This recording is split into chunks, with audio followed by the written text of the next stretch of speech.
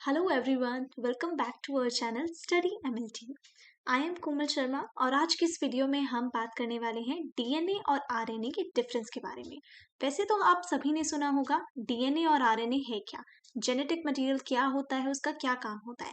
But आज हम इसके बारे में जानेंगे कि स्ट्रक्चरली ये एक दूसरे से कैसे डिफर करता है।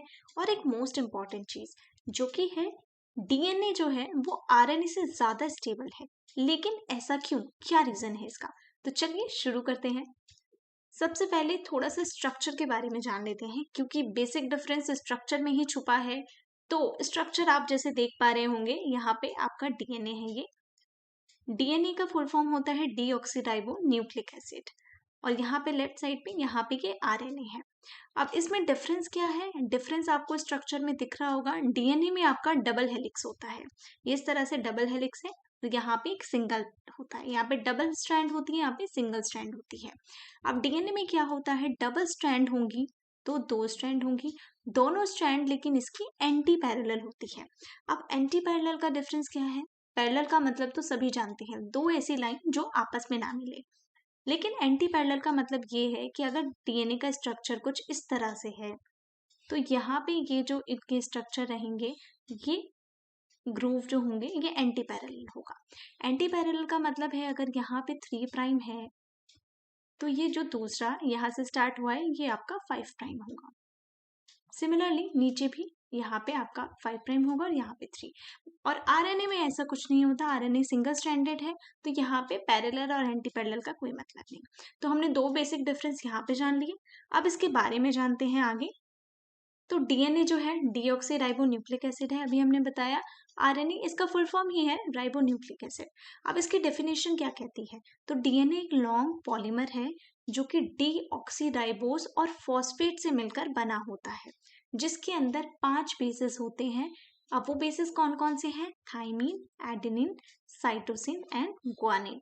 यहाँ पर हमें याद रखने की चीज है कि ये भी एक पॉलीमर है, राइबोस और फॉस्फेट से मिलकर बना होता है। लेकिन इसके बेसिस कौन कौन से हैं?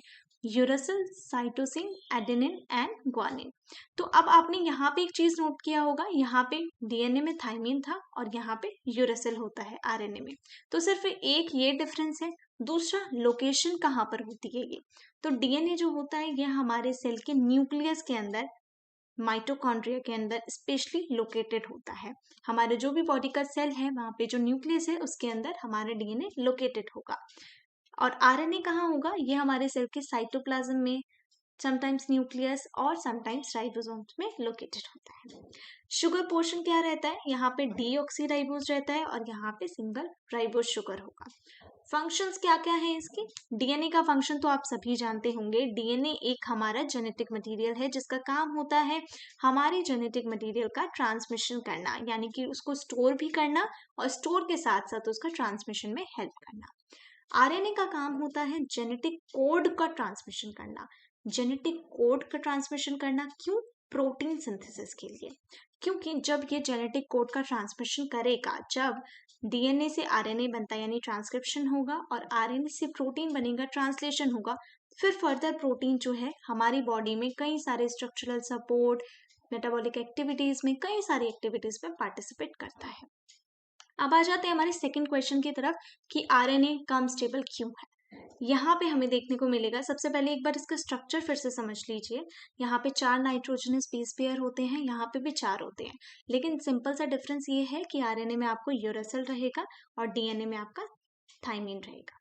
ठीक है। अब दूसरा, अब मेन पॉइंट पर आते हैं कि इसमें आरएनए कम स्टेबल क्यों है।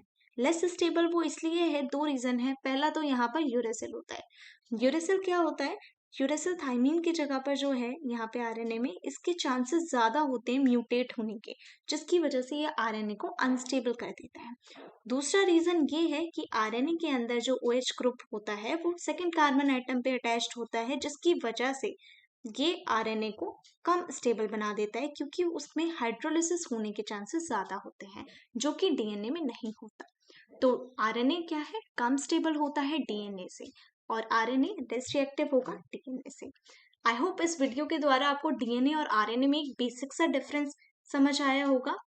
अगर कोई भी इशू रहता है आपको, या अगर कुछ भी डाउट है, तो आप मुझसे कमेंट सेक्शन में पूछ सकते हैं। Hope you like the video and don't forget to subscribe the channel. Thank you.